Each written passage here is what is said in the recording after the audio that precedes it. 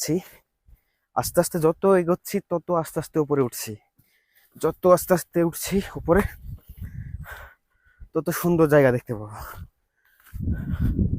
এতটা অনেকটাই হয়ে গেল আস্তে আস্তে। তো তোমাদেরকে আর একটু সিম্পল দেখাই দিই।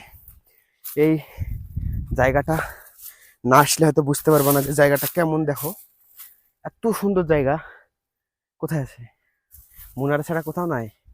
তাই যদি বেড়াতে হয় তো মুনারে চলে আসো সবাই। বাই। ফাইনালি আমি চলে আসলাম জায়গাটায়। দেখো যে তোমরা যে সব থেকে টপ, আমরা ওই নিচ থেকে আসলাম, মানে ওই যে জায়গাটা দেখছো ওই রাস্তাতে দিয়ে আসলাম একদম পুরো।